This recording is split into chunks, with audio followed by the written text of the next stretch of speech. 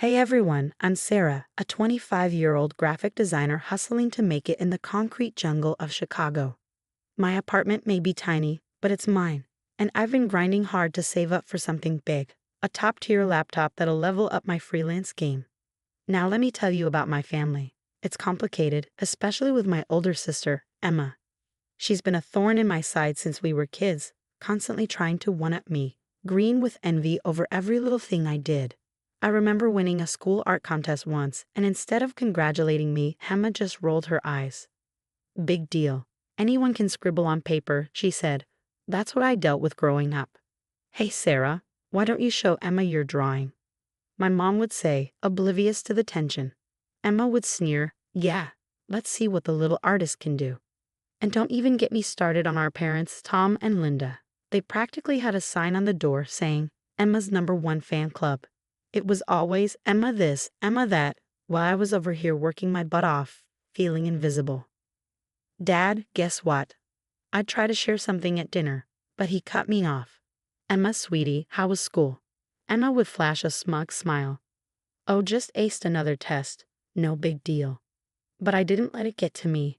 I kept my head down and worked hard. In the end, it paid off. I landed a scholarship to art school while Emma was still figuring things out. When I told her the news, she couldn't believe it. They must be desperate for students, she sneered. I tried not to let it get to me. Fast forward to today, and I finally saved enough to treat myself to a dream. A shiny new MacBook Pro, $3,000 worth of pure graphic design power. The day I hit that order button, I was on cloud 9. You sure about this, Sarah? My best friend Mike asked. That's a lot of cash. I've never been more sure of anything, I told him. This is my moment. My birthday finally arrived and my family came over for a small celebration. Mom and Dad brought a cake and even Emma showed up. Happy birthday, sis, she said, handing me an envelope. Inside was a $100 gift card. Emma stood there grinning like she'd just given me a fortune. Wow, thanks, Emma. That's really generous, I said, trying to be nice. Well, I spare no expense for my little sister, she replied with fake sweetness. Then there was a knock at the door, and my heart skipped a beat. I knew what it was. I rushed to the door and came back with a large box. My new laptop. I couldn't hide my excitement as I tore into the box like a kid on Christmas morning. There it was, sleek, shiny, and perfect. Isn't it beautiful? I held it up, beaming. That's when I noticed Emma's face darkening. How much did that cost? She asked, her voice tight.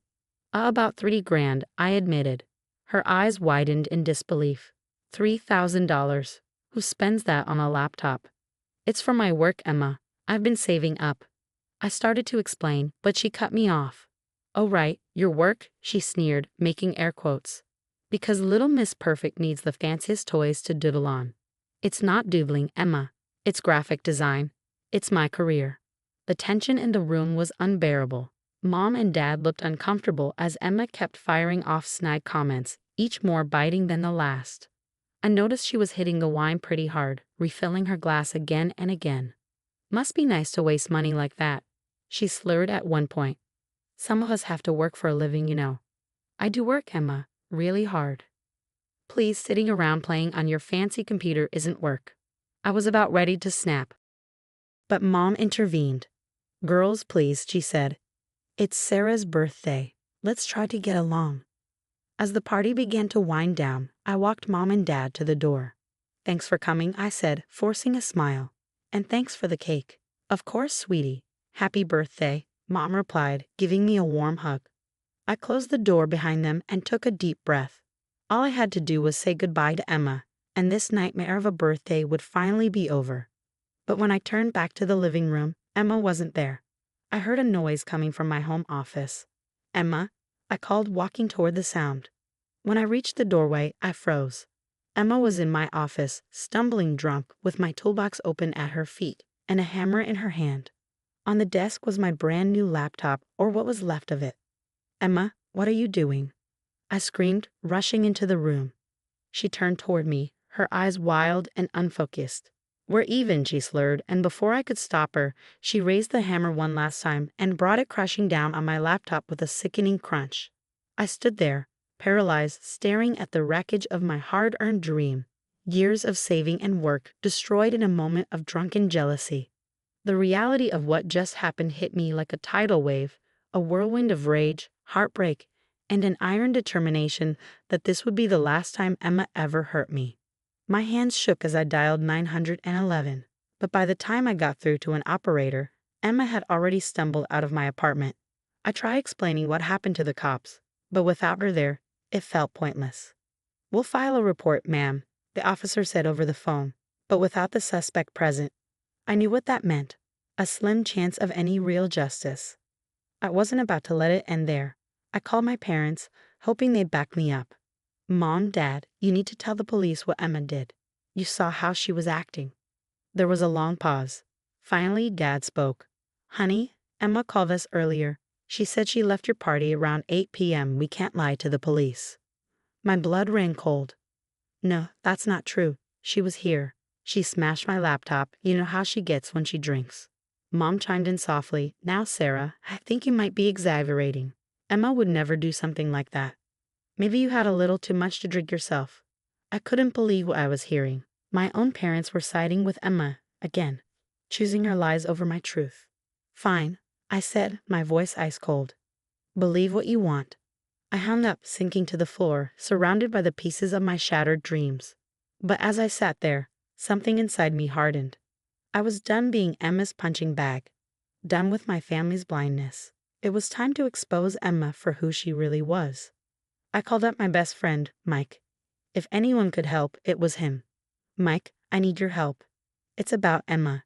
"What did she do this time?" Mike asked, his voice laced with concern. I filled him in on everything. Mike let out a low whistle. "Damn, Sarah. That's messed up. What do you want to do about it?" "I want to catch her, expose her, make sure everyone sees her for the lying, manipulative person she really is." "All right, I'm in. What's the plan?" We spent hours brainstorming. Mike's tech skills were going to be key. "First things first," he said, "we need to set up some surveillance in your place. Hidden cameras, mix, the works. Next time Emma comes over, we'll catch everything." "Good idea. What else?" "We'll create a fake social media account to keep tabs on her. I can also do some digging into her digital footprint, maybe even her financials. People like Emma usually have skeletons in their closets." Meanwhile, I had my own role to play. "I'll act like I've forgiven her," I said. "I'll get close again." Mike paused. "You sure you can pull that off?" I sighed.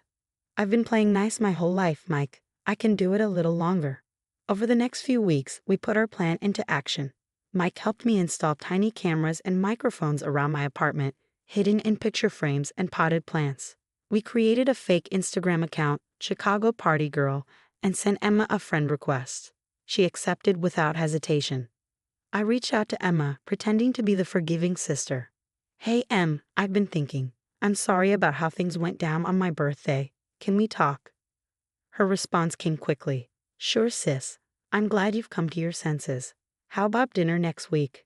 I had to stop myself from throwing my phone across the room. Instead, I typed back, "Sounds great. Can't wait." And the game was on. Mike was working his magic on the digital front. Late one evening, he called me, excitement in his voice. "Sarah, you're not going to believe this," he said. "I think I found something big. Really big." My heart raced. "What is it?" "I can't say for sure yet, but it looks like Emma might be embezzling from her company. I need to dig deeper, but the numbers don't add up."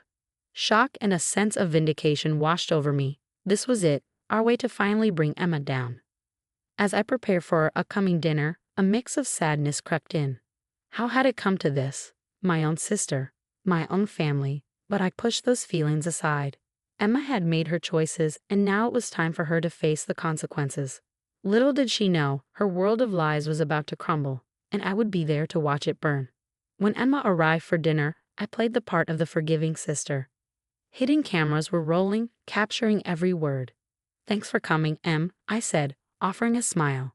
"I really want us to move past all this." "Of course, sis. Water under the bridge, right?" she said, casually brushing it off.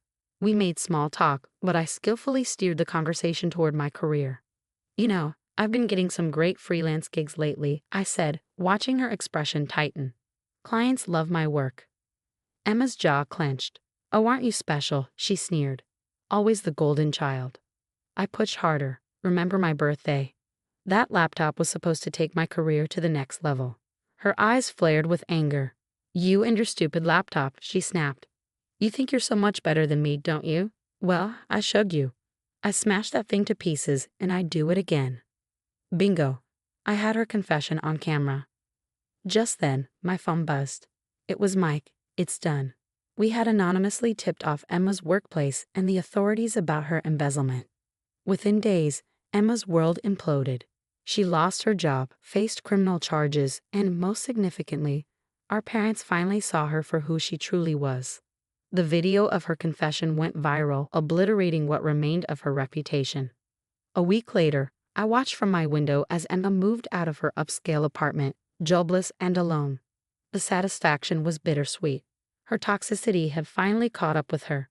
I turned back to my new laptop, ready to move on with my life and career. For the first time in years, I felt free from Emma's shadow.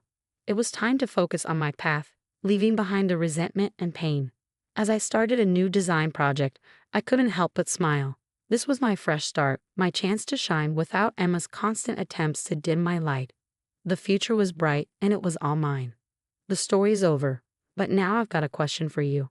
If you were in my shoes, would you have exposed Emma's crimes or tried to help her change? Was justice served, or did I go too far? Drop your thoughts in the comments below. I'm really curious to hear what you would have done in this situation. If you enjoyed this wild ride, don't forget to hit that like button and subscribe for more stories like this. Your support means the world to me and helps the channel grow. Thanks for watching, and I'll catch you in the next one.